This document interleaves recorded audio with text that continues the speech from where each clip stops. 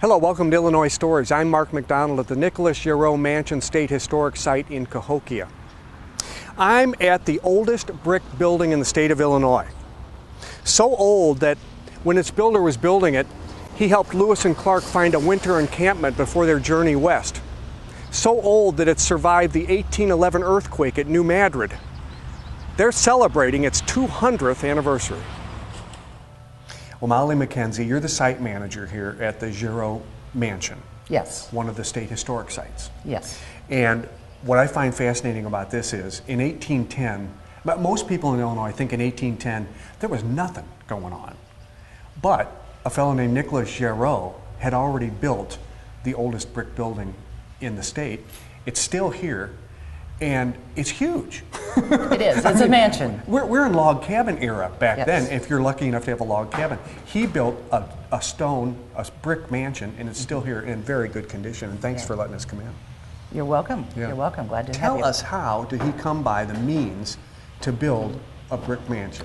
Well, Jarrot was an immigrant from France. He fled the revolution in Paris. Came to this part of the country after living in Baltimore for a couple of years. We believe that's where he is influenced by the federal style in Baltimore. And if you've been to Maryland, you see these little federal houses all over Maryland, but not necessarily in the west, this far west. Jarrot arrived in about 1793. He began speculating in land. He was a merchant. He had several mill operations and also had appointments to the court. This was the county seat of St. Clair County, which ultimately was large enough to include and encompass most of Illinois, Wisconsin, Michigan, and Minnesota. Wow. So it was a huge territory, Yeah. and Jarrot came at a very opportune time when this was a changing world, a changing environment, and he knew opportunity when he saw it. We can step back, and as we look, this would be the first room that you enter if you come in the front door. Yes. And this would have been, I like the way you described it. Back then they thought of space differently. If you were used to living in a cabin, for instance, a two-room cabin, you didn't think everybody had a bedroom, and you didn't have a Exactly. parlor, and you didn't have a kitchen. You had space. Yes. And this was a general space where the family just would have had, you know, they would have been sitting places, there would have been maybe places to take your meal, maybe places to greet company. Yes, Just yes. a general sort of a use. Now keep in mind, this home was a part of a 63-acre estate, a working farm, if you will. There were people living here that had work to do, daily tasks to do. So this center hallway had many functions. It was where you did daily tasks. It might be where people visiting came and walked through the doors to the back and out the back doors onto the farm. If they entertained large crowds at a dinner party, they would put tables end to end in this hall and serve dinner here to guests with a nice breeze from the French doors, front and back. On a daily basis, they more than likely had their meals, took their meals in the back of this hall. Meals were prepared at a cooking fireplace, which is in the basement right beneath us. Oh, so there was no kitchen as such? No It was just kitchen. there was a cooking fireplace. Can we see that a little bit later on? We can. Okay, We great. can. Okay, so the table may have been set up here for the family to have. Yes. their Now meals. keep in mind that in comparison to today, these homes are very sparsely furnished. There was not a lot of furniture. People didn't have a lot of things. So furniture was collapsible, convertible. Think of drop leaf table that you opened for a meal, you dropped the leaves on it, slid it against the wall, out of the way. Because again, you're in a room that's for many functions. Right. Now let's say Jarrot he's a businessman. Yes. He's a fur trader, he buys and sells property. Let's say somebody comes in to do business. The first thing he wants to do is he wants to get them in here Sure. to the office, I guess, or wherever. He didn't call it an office, but this would have been where he conducted business. Yes. Yes. Now it's important that someone might be coming to Jarrot one day to talk to him about the possibility or the prospect of buying some land. Jarrot speculated land, and during the peak period of the 18 teens, he owned about 25,000 acres of land. Not contiguous, it wasn't a large plantation, so to speak. It was parcels of land all over the place, mostly in St. Clair and Madison counties. But Jarrot did know location. He had owned every bit of the riverfront opposite St. Louis for 2 counties, except one parcel. So, you know, he was capitalist in the truest sense of the word, and he understood opportunity, location. Yeah. So if someone came to him, perhaps to buy a piece of land or talk to him about his milling operation, he may not know this person very well. So you didn't want them to go through your house. You'd have them in the door, greet them, and bring them into the room where you're going to conduct business. These 2 rooms joined, and yes. What you've done here when you restored this is really interesting. We can see on one side there's a double door. One side, of course, looks awful. One looks beautiful. What are you attempting to accomplish here? Well, we're giving you the comparison of a kind of a before and after. These are original doors that were converted to pocket doors at one point in time, but they're original to the house in 1810. Our conservator has exposed the original finish on this door and is showing us that there is a 2-tone finish here with this striping effect, which we call fiddleback or tiger maple. And then there is a really high gloss effect to the doors in the finish with a lot of varnish, which we can read by this darkening. Yeah. That's varnish over time. Beautiful. Our painter then came in, our conservation painter, and reproduced the look of this door 200 years earlier. Wow. So this door is actually the same as this door with a new finish on it. It's beautiful. So we've sort of enveloped the original finishes here and left them exposed here so you can see the sort of 200 years. This is 1810, this is 2000. Jarrot had a real sense of style, and he was kind of cutting edge, wasn't he? He was. Well, remember, he's from Paris. The local inhabitants were mostly descended from French Canadians. Jarrot was directly from Paris. He had lived in Baltimore. So he did have a sense of style. He'd seen the world, you might say. That, by the way, to your left, that armoire, you're very fortunate. This was in the home. This was part of the family belongings, wasn't it? Yes. This is the only piece of furniture we have that belonged to the Jarrots. It dates from about 1750. It's a solid walnut armoire with diamond point motif. That's a very valuable piece, and it's a piece that in its day was used for storage. You know, our school tours want to know what kind of flat screen TV we have in it, but it's used for storage and not entertainment centers. Now, this home went through a lot of reincarnations. I mean, anything that's 200 years old is going to, and it's been used through the years. Yes. It hasn't always been a historic site. People were living here for a long time. Exactly. Point out the first, this first period for us. Well, this is the earliest known visual we have of the structures of the Jarrot mansion and the church next door. You see the 3 little chimneys on the Jarrot mansion, and what we notice, first of all, is that there is no porch on the mansion at this point in time. This is 1841, but it's still in its original state. Yeah. So there's just a simple stoop and steps going in the front door. Later on, there are a lot of porches put on the building, Greek Revival, some high-style Victorian with a lot of gingerbread, and then a classically derived yeah, boy, that's porch. A big change, isn't it? Yeah. By 1905.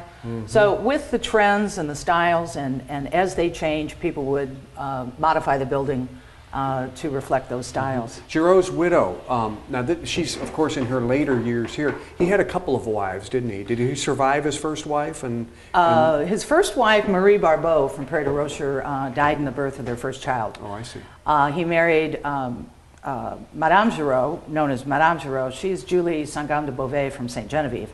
He had 6 children with Julie, Madame Jarrot, and they raised all 7 children in this house. Now here we can see that there was a kitchen added at one point. And is this when this is a school? Is this being used as a school, or was there a period where? Well, Madame Jarrot did some minor remodeling in about 1845, and that kitchen was put on at about that time. Now this is when the technology in cooking includes cast iron stoves. So you have to have a place and the venting for a cast iron stove, so that's likely what's going on here, with a framed kitchenelle being added to the back of the house. Okay. And am I right, it was a school at one point? It was. The Jarrots and descendants of Jarrots lived here, used it as a summer home, etc., until about 1905, and then the family leased the building to Holy Family Parish next door, and they put their parochial school in here. There were 2 rooms or bays devoted to classroom space, 1 through 4 and 5 through 8 grades. But there never were very many children here, just a couple dozen kids. And the teaching sisters then lived in the other rooms. The family did all their living on the first floor. Yes. The second floor was for entertaining, and we're going to see that. But these were sleeping rooms, these 2 side by side. Sleeping rooms? Yeah. Probably for Mr. and Mrs. Jarrot and the girls. The boys, there were 2 boys and 5 girls. The 2 boys were boarded out to tutors at Kaskaskia at an early age. And the girls lived at the home here with the parents. Now, I wanted to come in here first because I wanted to show this fireplace. And the reason I wanted to is because there were fireplaces like this throughout the house.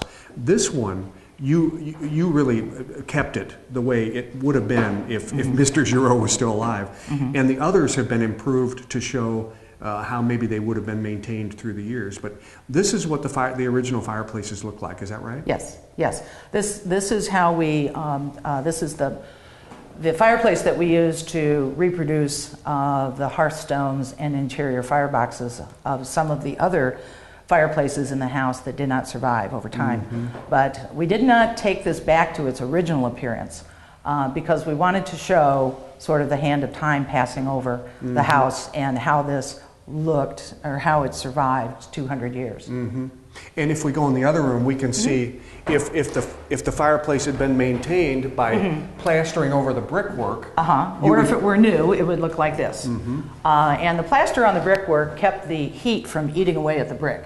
And that was a constant maintenance problem that had to be kept up with. And as we noticed on the other fireplace, the brick is kind of partially deteriorated and burned up, and that was because they didn't maintain the plastering inside the firebox. 2 more things in this room. This room is painted different colors than the other rooms, and I can see that this, I'm not sure what to call this, a yellow ochre or some kind of, I'm not sure what this color is. It's but yellow ochre. There's a reason that you have this room painted these colors. We researched the finishes, wallpapers and paint and graining finishes in the house for a number of years, and this is an example of the results of our study.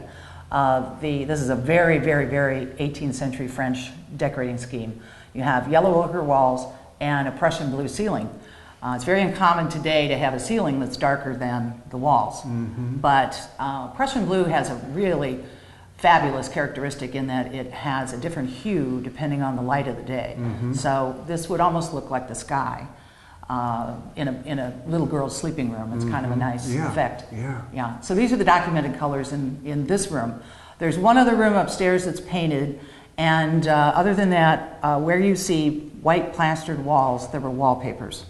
And there are samples that are displayed throughout the house of the papers that we've chosen for the restoration that we will eventually install during this restoration. Before we leave this room, this is a really good example. When we look at the mantle around the fireplace and the woodwork around the window, we know that he was a man on the cutting edge of style because this sort of faux, I think you called it faux, a faux finish, wasn't being done everywhere. No, faux finishes really reaches its height in the Victorian period, so this is very early for faux finishes.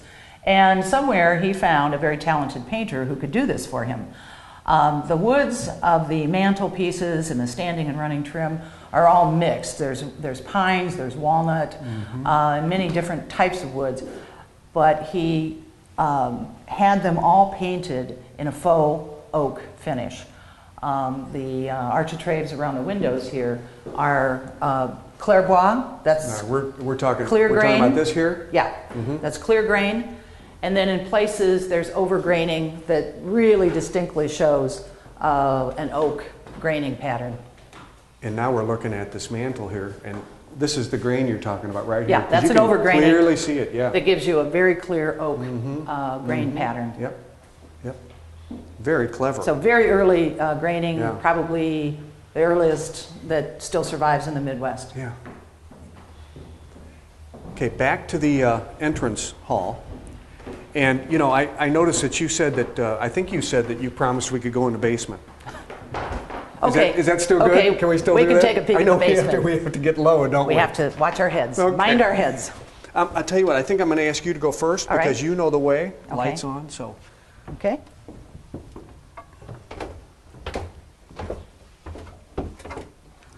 Well, Molly, these stairs are really steep and winding. Winding. They're a full winder. They're what? A full winder, because you Full wind. go Is that in what it's one called? direction and you come out going the other direction. Huh. So they turn you around. They wind you around. Now, this is kind of low, and I maybe in 200 years this sunk a little bit, huh? Is that It has right? settled a little bit. The building is, massive solid masonry. It's a very heavy building of great amount of mass. And we are in a floodplain. We are on the Mississippi bottom here in a floodplain, so it's kind of... It's amazing how these beams are in such good condition. I mean, a lot of times you get into a basement like this, not nearly this old, a lot of rotting going on, and this is really in good condition. Yeah, these are all the structure of the building, the joists and such are all walnut, black walnut. Yeah, yeah. Now this floor, I noticed this is sort of a flat limestone? Yes. Limestone floor. It was just like this. Big Yeah. flat pieces, and it stays dry? It through does. here. It That's does. amazing. Yeah, if we maintain the gutters and the downspout systems and keep water away from the building, this basement stays remarkably dry. How many modern homeowners would kill for that? I know. Now, we mentioned the fireplace, and while it's not all here, parts of it are here. And you can see over to the right there where the original stone is. And how did it get bricked up like this? Well, there was an owner in the 1940s who was trying to install a big modern heating system in the building, and so he bricked up the firebox, and in order to capture the flues to vent his new modern furnace, but he gave up on the project. But that left us with this being bricked in, which we intend to reverse this and restore the cooking fireplace to how it looked, with a limestone facade and a large walnut lintel. Well, it's very impressive. I'm mostly impressed that it just stays dry. I just can't Yeah. believe it. Yeah. Molly, do you ever wonder how many people may have gone up these steps? Oh, it's remarkable. He was sort of a big entertainer, right? So he had parties going on all the time. This stairway, that would go up to the entertainment area. This would go up to the back area, the back Yes. stairs. But this is where a lot of traffic would be going on. Exactly, and this was a very dramatic, open, double-winged staircase with dramatic lighting and arches, and it was very much a showpiece of the house. You have samples of wallpaper around in various rooms. We're going to talk about this. But this is, when you restore this is the wallpaper that you have chosen through a lot of research, by the way, that's going to go here. Yes. And we're going to see this in other samples throughout the house. Throughout the house. We're going to be able to tell the audience how you determined which wallpaper goes where. Study. I'm going to follow you. Okay. Okay. Up the back steps, as we determined, this would have been, it could have been a sleeping area for guests or a place to stage a party. Again, remember multi-purpose, multifunction in spaces. So when they were entertaining, this is likely an area where they staged the refreshments for the party that's going on in the entertaining spaces. And then it might be converted to a sleeping space for any overnight guests that remain after the Those who party's stayed over. too late and couldn't find their way home.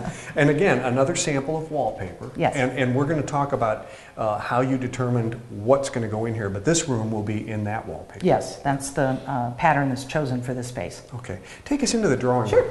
And I think this is interesting. It's called I always thought it was called a drawing room because they drew or did art or did music or something in here. But you tell me it's actually a withdrawing room. Is that right? Exactly. It's really known as a withdrawing room. And it's a smaller entertaining space that is, in this case, joins a larger space.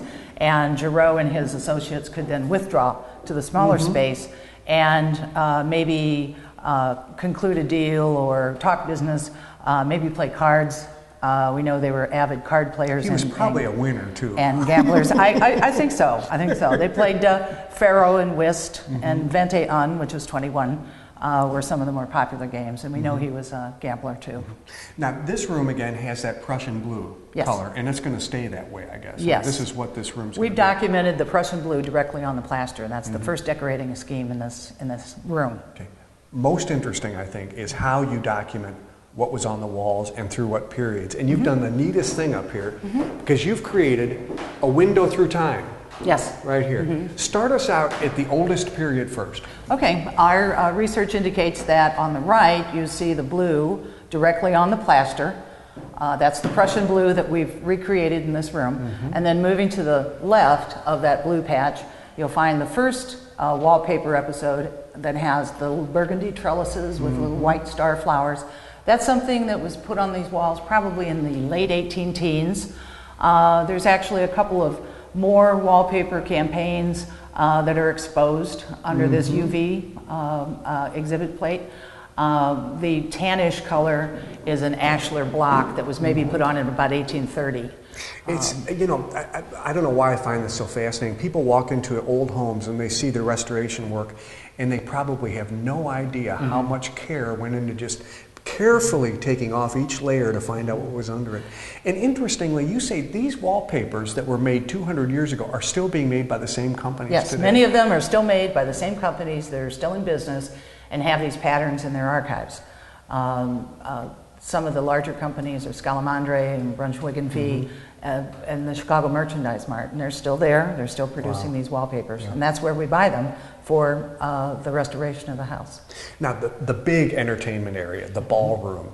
Who would have thought 200 years ago you have a ballroom like this in a brick home in America? But this is serious space here. It's a very large room for the time. And when, you know, we call it the Jarrot Mansion, and it really is a mansion of its day. The floor is original. It is a white pine floor that is a very soft pine, so over time, the floor has actually worn down around the knots, which is the hardest part of the pine. So when it looks like the knots are elevated from the floor, it's actually the floor being worn down around the knots. You could sprain your ankle on this floor. That's how much higher the knots are than the rest of the floor. Well, people think that this indicates there was a lot of dancing in here, but remember, it was a schoolroom.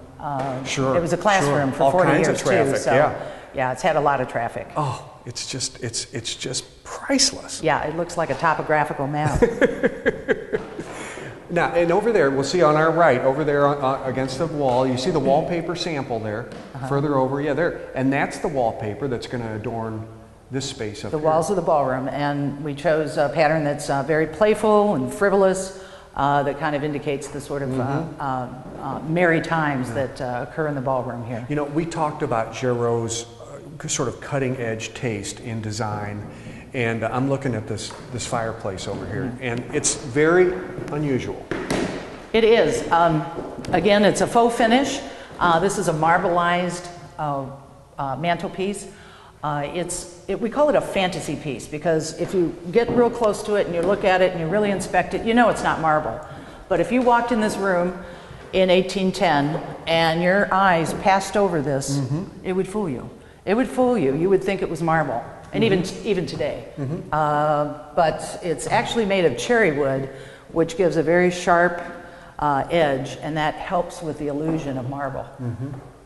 This mantelpiece was overpainted with 6 or 7 layers of white paint. We had a conservator mechanically with a scalpel, not with chemicals, but working with a scalpel, remove all of the overpainting and to expose the original faux finish. So this isn't a reproduction, it is the original faux finish. Oh man, the care that goes into work like this is amazing, you know. Thank you so much. This is just a great eye-opener. Thank you. You're welcome. Thank you. Well, Molly, we did mention that Jarrot brought his ideas from Baltimore, but I didn't know much about why he chose this particular style or this design or what he's trying to do here. Well, Jarrot is expressing his desire to be considered American. He's an immigrant, refugee from France, and the revolution in France. He lives in Baltimore for 2 years. And the East Coast is just bursting with this new American pride, and they're trying to form an identity of being American. And one of the manifestations of that is architecture. This is a federal style building, which is really a Georgian building that is stripped of all its embellishments. Georgian architecture post-revolution became equated with the excesses of Europe. So they stripped all of the embellishments off a Georgian building and called it federal. So it has very clean lines. It has a lot of mass and strength. in its masonry, and that was how Americans viewed themselves at the time, as very clean, direct, and strong. You know, shortly after this home was built, the United States experienced its greatest ever earthquake just downriver at New Madrid, Missouri. How did this house fare? This house was brand new, completed in 1810. The earthquake started in December of 1811 and continued through February of 1812. So in that 3-month period, there were 5 major earthquakes over 8 point. The house suffered some damage, structural damage. Most notably, the east chimney was toppled by the earthquake. We have the receipts where Jarrot paid a workman to repair the east chimney that had fallen during the earthquake episode. Yeah. One other question for you. I noticed that like the doors are not in the middle of the house, and the same number of windows are not. It's not symmetrical. It's not symmetrical. A lot of people comment on that, and that seems to bother some people. That somehow something's wrong here. Has been disturbed. Yes, but a couple of things are going on here. First of all, Jarrot's working with or dealing with workmen who are largely unfamiliar with this style. So there are some idiosyncrasies in the way the house is laid out and constructed, but more so, Jarrot wanted the windows placed where he could get the best light and ventilation. And if that meant that they weren't symmetrical on the outside, that didn't really have as much importance to him. Symmetry as a principle really didn't come along until the Greek Revival architectural phase. If you want to tour this venerable old building, put September on your calendar. That's when they'll be holding their 200th anniversary gala and open house. With another Illinois story in Cahokia, I'm Mark McDonald. Thanks for watching.